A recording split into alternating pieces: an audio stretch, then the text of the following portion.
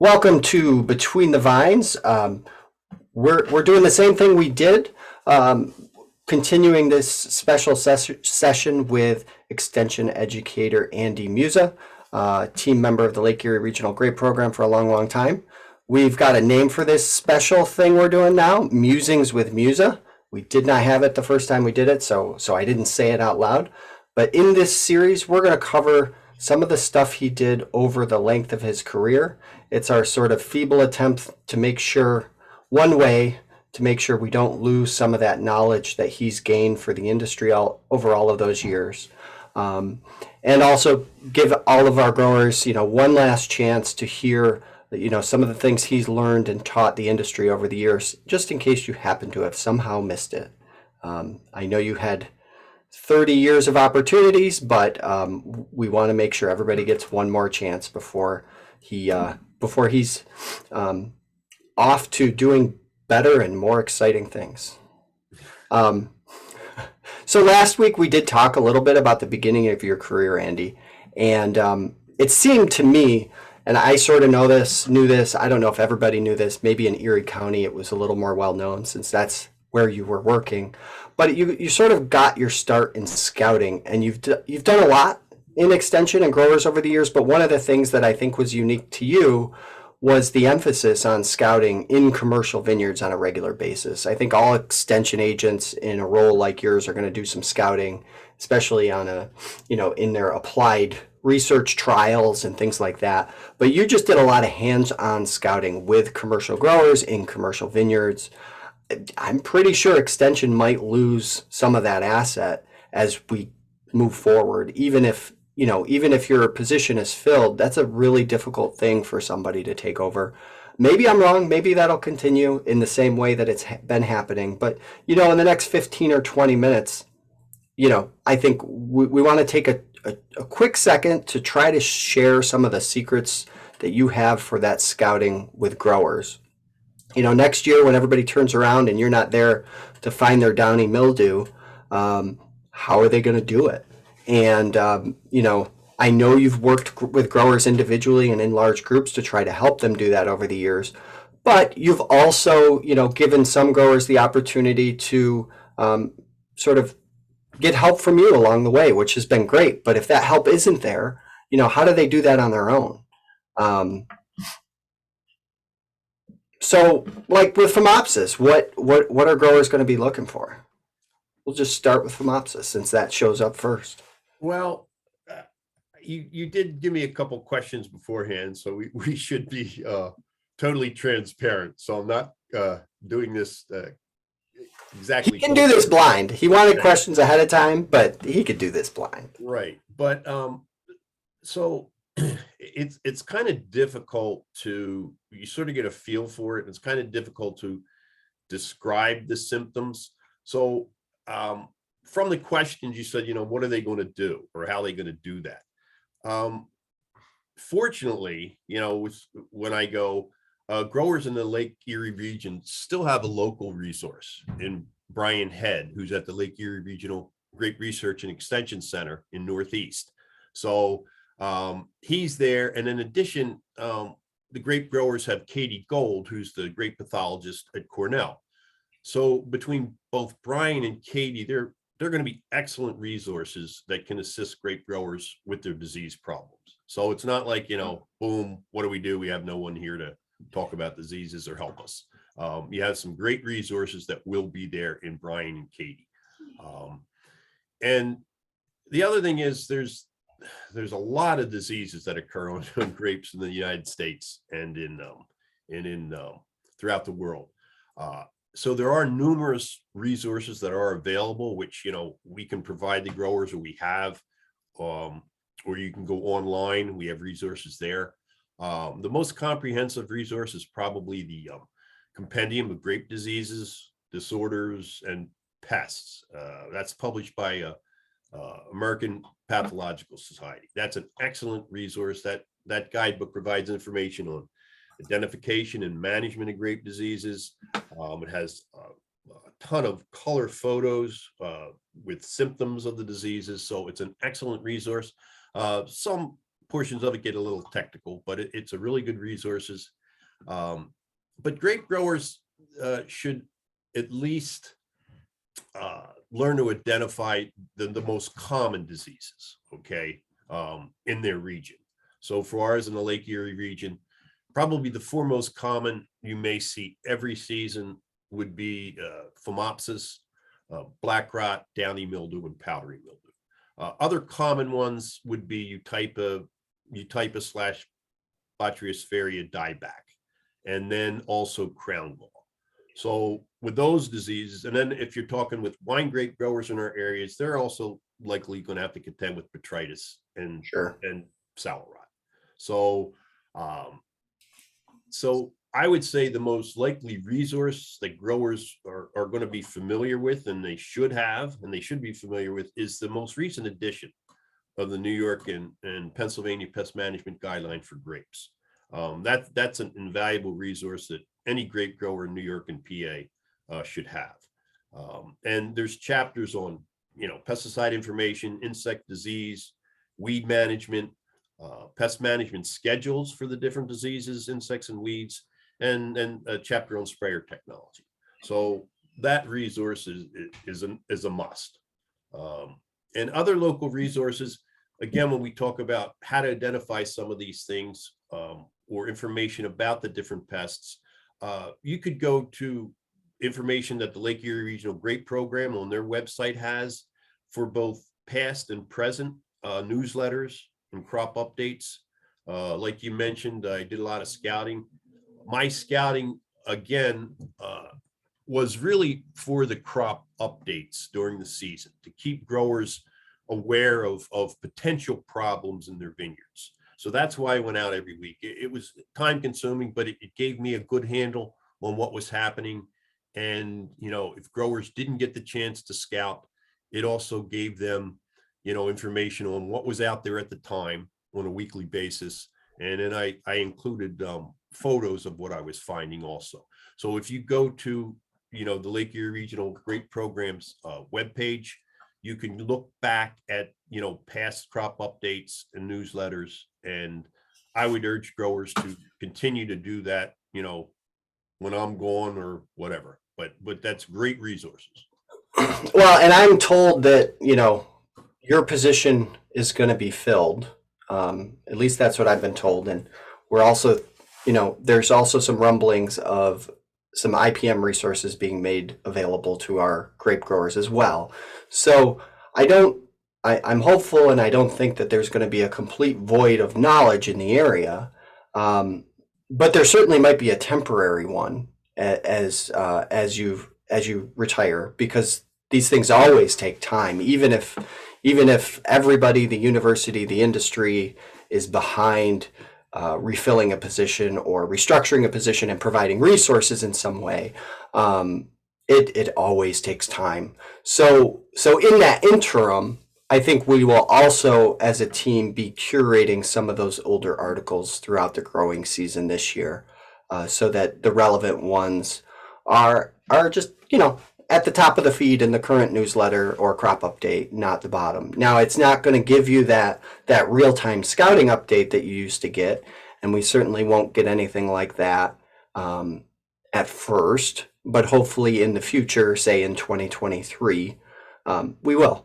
And if it happens before that, great. But in the meantime, we'll be hands-on with you. And, Andy's pointed out some excellent resources to help you out with it. But, you may have to do a little bit more scouting on your own if you want to make sure you get excellent control of these major diseases, even in Concord. You've talked a little bit about wine grapes.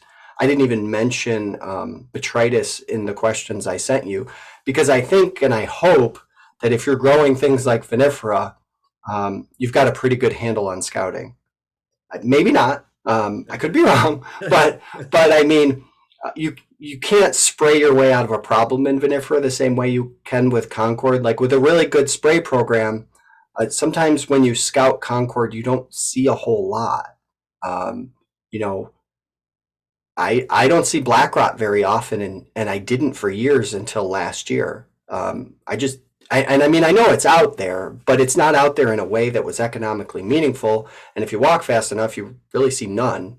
That's probably not the case in vinifera, and it always makes sense to do very regular scouting in vinifera in a way that's not that it doesn't make sense in Concord, but you might not go broke.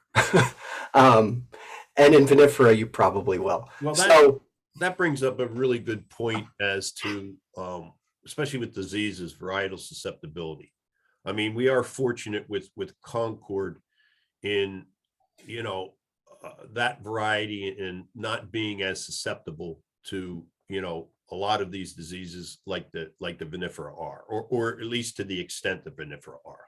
I mean, you know, you look at vinifera and any of those diseases and many more, they're susceptible to. right, So, you know, but you would hope that the wine grape growers are really up on that. But, you know, our Concord growers should be too. And this is a good point that if they haven't done this with, say, me retiring, that they really should have a handle. It's their operation, it's their business on what the different diseases and insects and weeds look like. So they should be out there routinely scouting. yes, So, you know, I would say at least on a weekly basis. You know, I know it's difficult to do that, but get out there as much as you can. And it really does pay. And you don't have to, you know, a lot of times when you see these pest management programs, from a standpoint, they'll say, okay, you have to count this many leaves, this many clusters, this and that. You know, as you're out there scouting, you sort of get you know, a feel for it. So a grower doesn't necessarily have to go out, and, you know, that would be ideal if they did, but we know they're not going to do it a lot of times, most times. So, you know, but you get a feel for it when you're out there as to, you know, oh, this looks like more than I usually see, you know, and as long as you're out there and have a handle on it, you know, that's better than nothing. right. So, Yeah, and I don't know if anybody misinterpreted what I was saying as a like, hey, you can get away with not scouting in Concord. That's not where I was going at all. right. But just that scouting is a little more complicated in Concord in that the benefits really require you to sort of get a feel for how bad the situation is and react appropriately, as opposed to, you know, vinifera, where if you don't scout, you know, vignoles is a great example. A lot of times vignoles get scouted every day during harvest because you're waiting for that moment right before everything blows up and you lose the whole crop, and you want to keep them on the vine until right before that moment. And Concord doesn't go through anything that is that dramatic. I mean, yes, you can have disasters with black rot, but you have numerous opportunities to go out and scout and see that progression most of the time, as long as you have a reasonable spray program.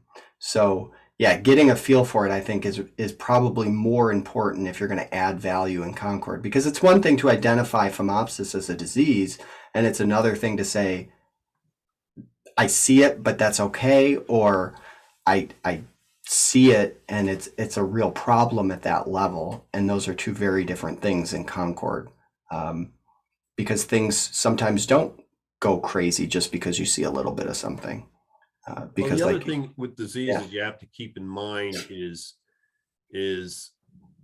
environmental conditions.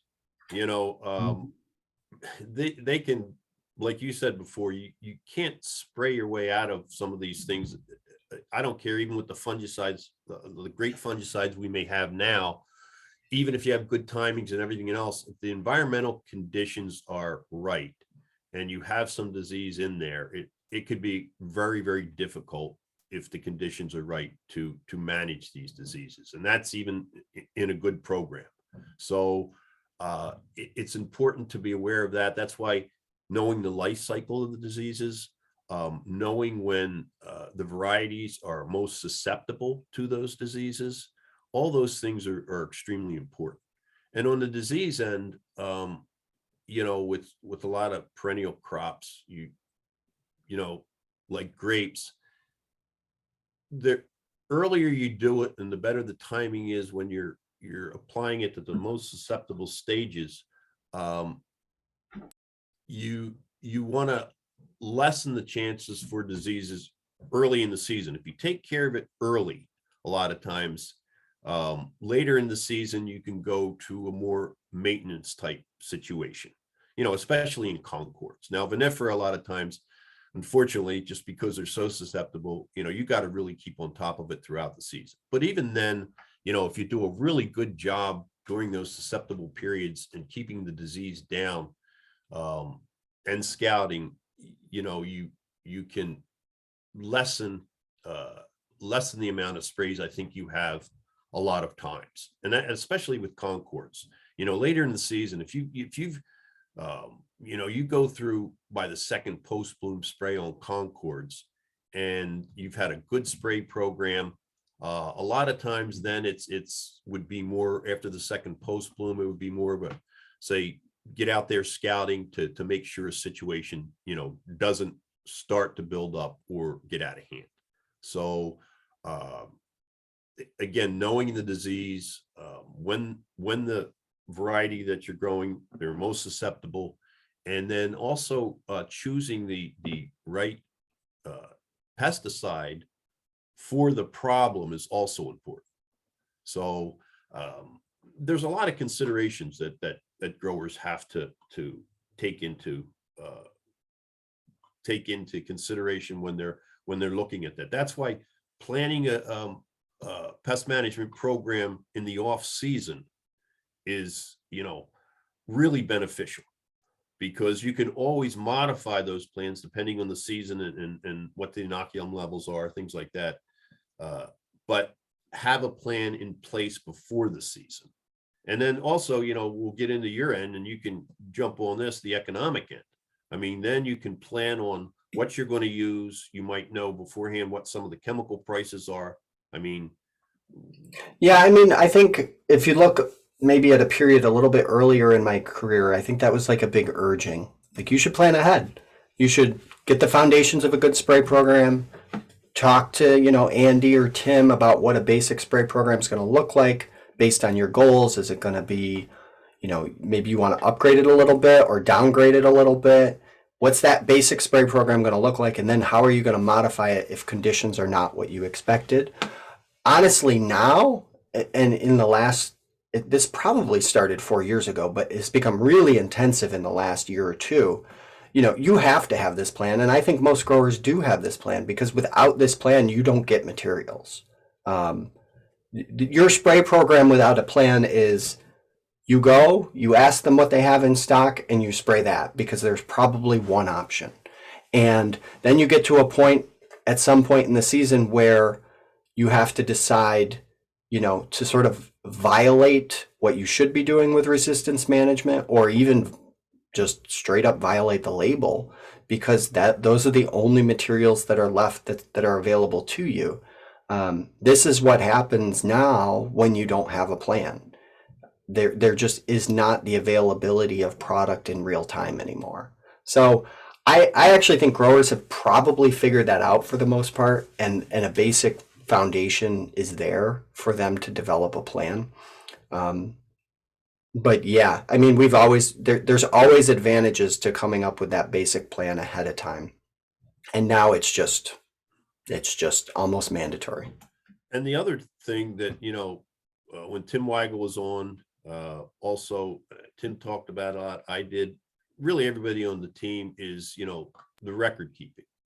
When we talk about that, so, I wouldn't look at, insect disease or weed management on a yearly basis. Look at it as a continual basis. In other words, build a history, have the maps, have your vineyard maps when you're scouting, mark down on those maps. Okay, these areas, these are the pests. This is when I scouted, and build a historical basis, because then you can go back when you are planning, for the season, look at that map and what problems were there. And then, you might have some blocks that had, very little powdery mildew or whatever. Other blocks might have, been a lot more, or you might have black rot in one area. Well, then you can concentrate, especially if, as we get into the season and times are, especially early spring, summer, you're trying to get everything done.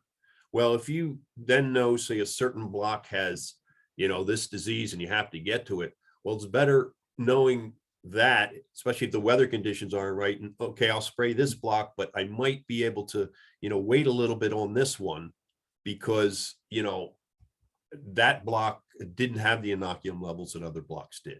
So it's a whole system of record keeping and building a history and knowing what's materials you put on, like you mentioned, resistance management. You got to know too, just because you spray doesn't mean you have control, of the problem. You have to go back and scout again to see, did that control my problem? And if it didn't, then you have to look at the problems as to why possibly didn't that work. A lot of times people jump right to, oh, resistance, the material didn't work. Well, there could be a lot of factors. There could be, your spray volume, where you go on every other row. There's a lot of different factors. But if you've done everything right with the factors you should have been, then if that material didn't work, then you can start looking at, maybe there is a resistance problem. But you wouldn't really know that unless you're keeping track of, a historical track of what you're using, going back after you spray, did it work? It's a lot of work. It is scouting and taking care of your vineyards for insects, diseases, and weeds, but it pays off in the end. Yeah, and I would encourage you, if, like we've said, this part of this is really geared towards somebody who hasn't been doing this, but has been, getting by anyway. When Andy's talking about scouting and doing it this way, so there's a map, you had to print a map. You do some scouting, you've got to mark down on that map where you're scouting and what you're seeing and what the date is. And then you've got to log it and organize it so that there's some historical context there for what it means. So if you have a system that's working for you, I encourage you to change nothing. But if you're just getting into this and part of it is that workload and the organization around it, take a look at My Efficient Vineyard, the website, My Efficient Vineyard. So that's at efficientvineyard.com. There's a tool there, My EV. It is a web-based program. If you have any questions about how you save a website to your phone so it looks more like an app, we can help you with that. And then it is formatted to look very nice on your phone. So then the map is there for you already. The date is there for you already. It's all set up to log data based on date and location. So the only thing you're doing is jotting down what you see. So you set up a database for scouting one or more diseases, depending on how you want to organize it, and you just rate as you go. So you see Phomopsis, you'll have a pull down menu that says Phomopsis. You'll select Phomopsis and you'll rate it.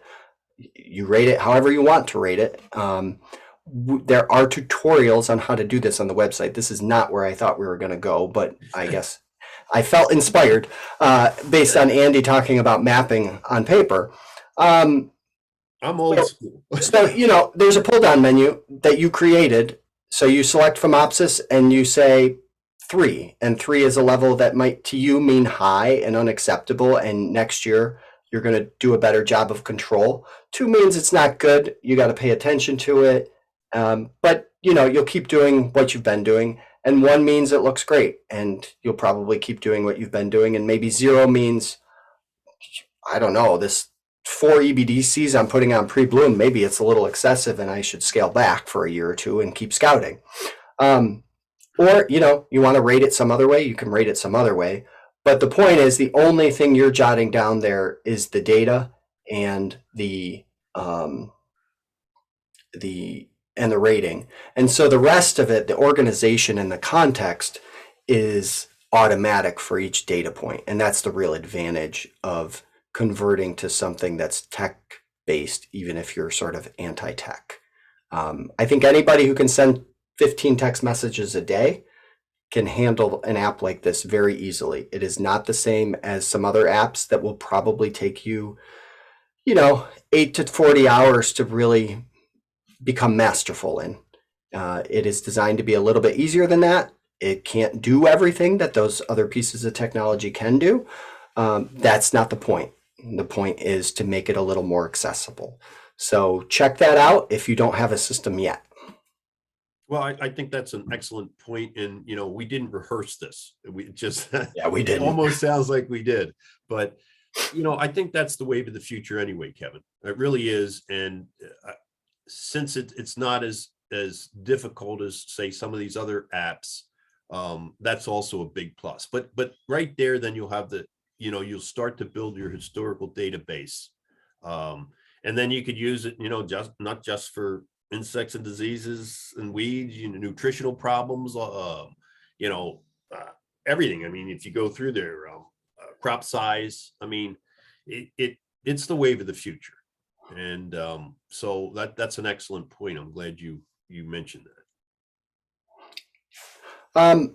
But I think back to our original topic, just if you could give me just a couple of sentences, if I was going to go out and look for Phomopsis, where would be the first place that you'd look for it? What might it usually look like in Concord? That's one of the first diseases that we're going to see in the season. Okay. And,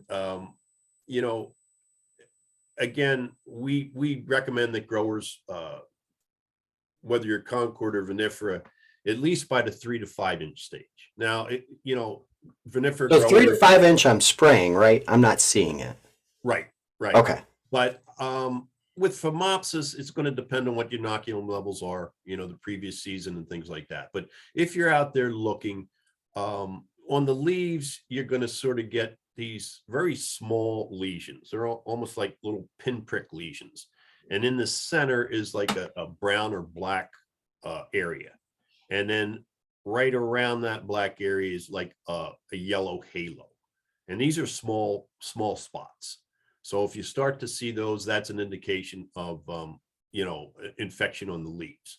Now, on the inner nodes, on the shoots, the inner nodes of the shoots, you'll look at, say, the first maybe 4 inner nodes.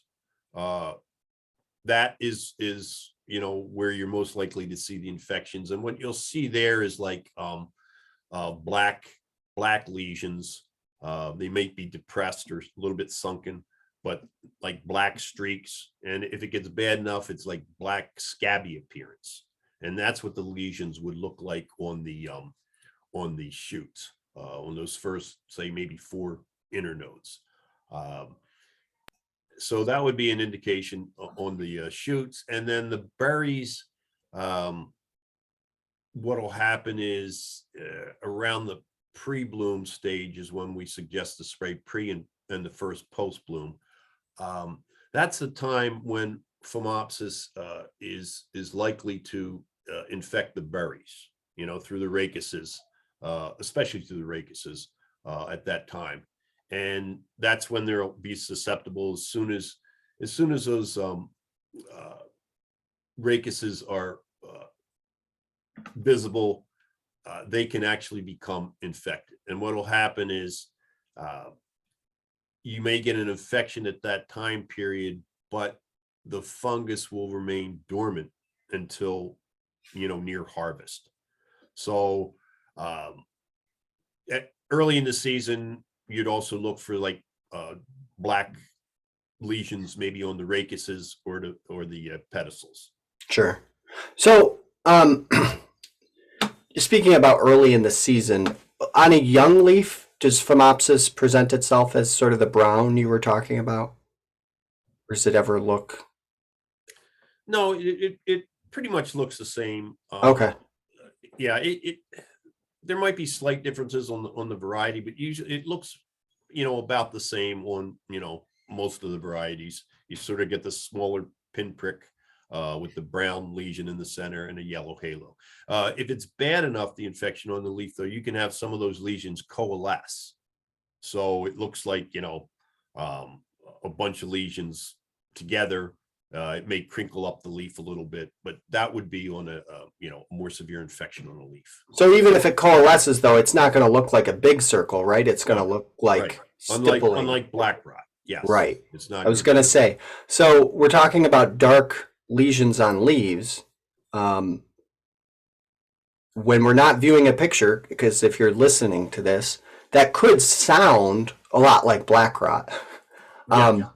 But on a leaf, I mean, first of all, there's going to be a timing difference with black rot. But on a leaf, how would black rot look different than phomopsis? Well, black rot lesions, they're going to be leaf lesions. They're going to be larger than the lesions of phomopsis, and they're going to be small brown circular lesions. Okay, like a tannish brown, and the surrounded by that tan brown coloration will be a darker margin. Okay, and then you may or may not, depending on the age of the lesion, you may have small, dark, pimple-like structures in that lesion, and they're pycnidia. So again, they're larger than the phomopsis lesions. They're different coloration. They're tan with, like I said, a little darker border, and then you may or may not have, depending on the age of the lesion, those little black dots. And a lot of times it'll be like in a circular pattern, sort of in the middle of that lesion. So yeah, and again, they can, if it's bad enough, I've seen where they coalesce and you can get a bunch of different lesions almost forming into, not one lesion, but, a mass. Whereas if you have a single lesion and the infection isn't as bad, it's more distinct. But when it's really bad, you can get a bunch of these coalescing. I would say, so one of the things we wanted to talk about today is, so you describe how it usually looks, but one of the things I wanted to jump to, which is we just did that once, and I want to do it one more time, is so how could that be confused with something else? And in this case, I think, if you had black rot that was bad enough, it's obviously not going to look like phomopsis. Would it start to look like a nutritional issue sometimes if you don't look closely enough? What it would look more like, not necessarily a nutritional, Okay. but actually spray injury. Spray You injury. can actually, because I would say that black rot lesions on the leaves could be most confused with spray lesions. You know how you get a little spray droplets that drift, and then you'll get these little brownish lesions on the leaf. So that would be the biggest thing that you might confuse with a black rot lesion. The other thing to consider is, say with black rot is, where is it occurring? And this disease, a lot of times, first places most likely to see it is, say, border rows, where you have maybe woods or a shaded area, near that row where, say your moisture levels will last longer during the day, if the sun doesn't dry that out. So border areas, low-lying areas in your vineyard, that would maybe hold the moisture more.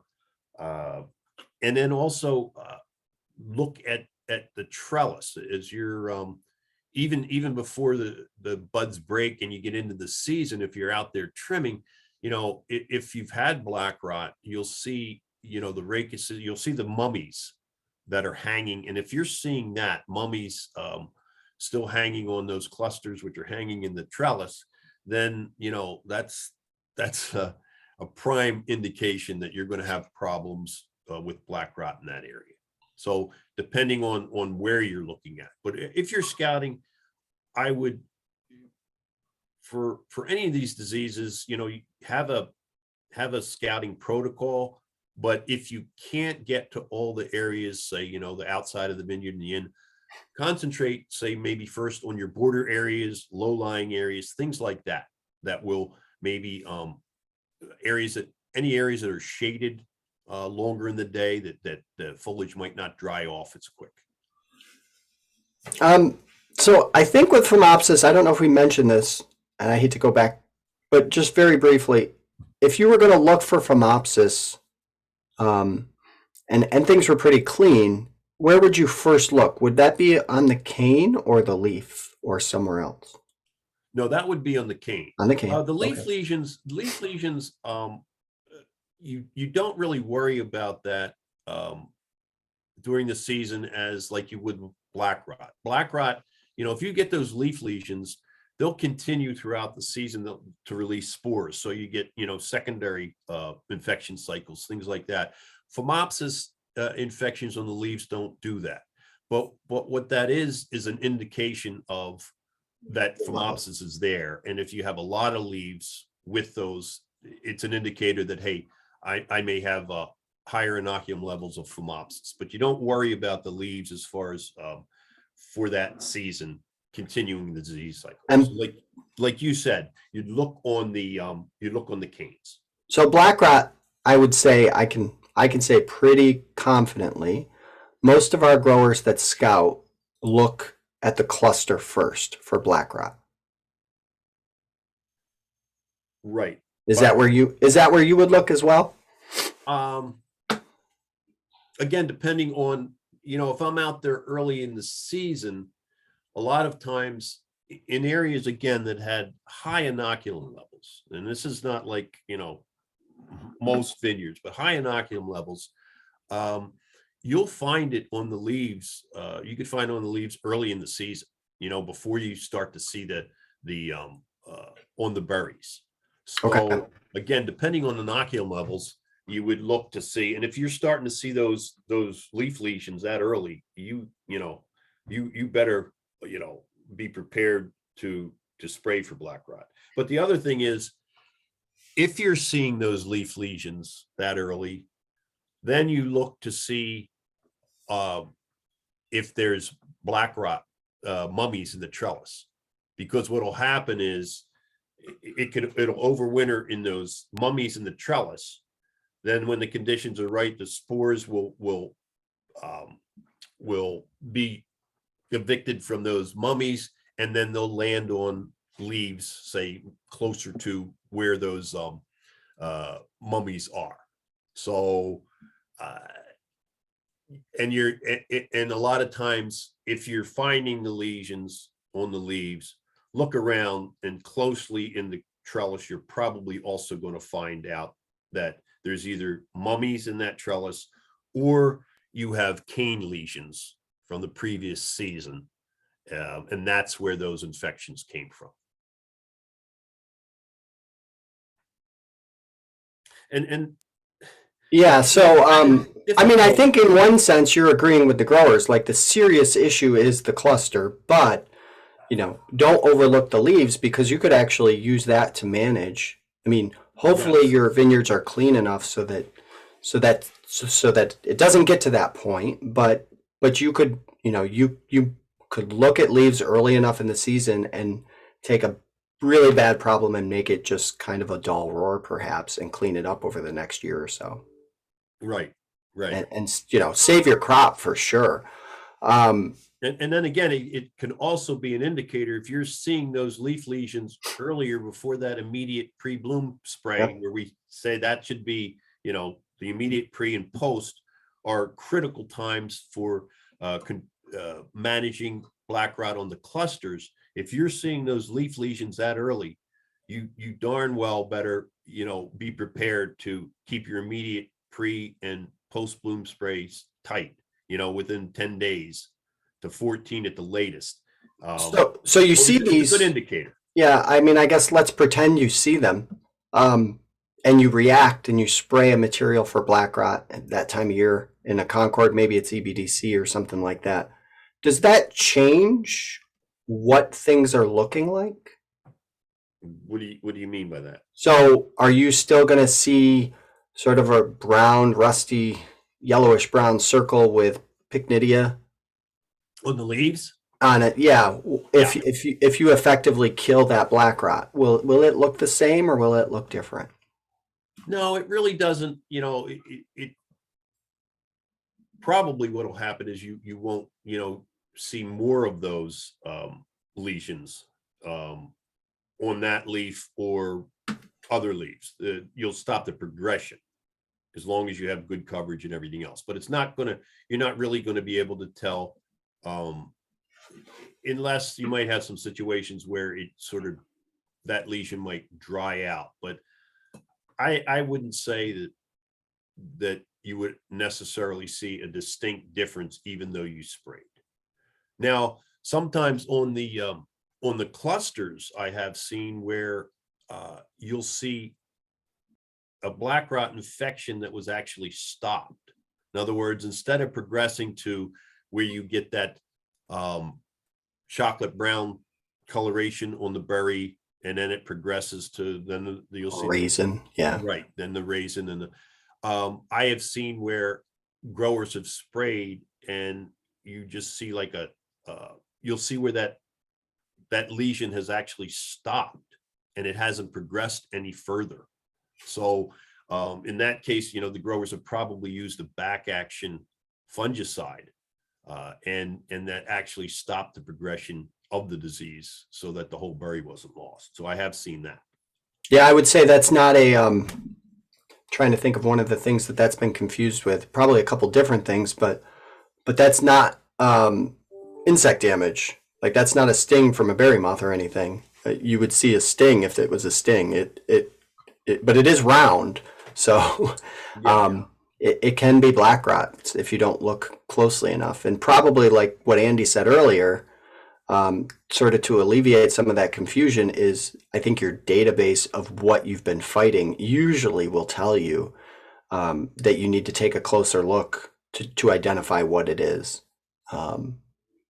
Although, you know, border rows next to woods, it could be either one. So sometimes you just need to look really close.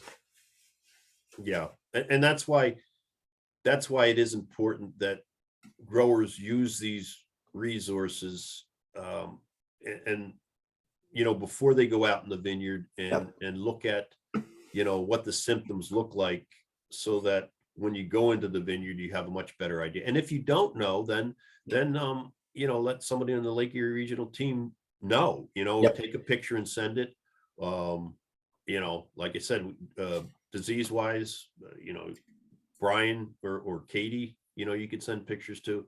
So, but educate yourself first on what those symptoms look like with the color photographs. Then you'll have a better idea when you go into the vineyard.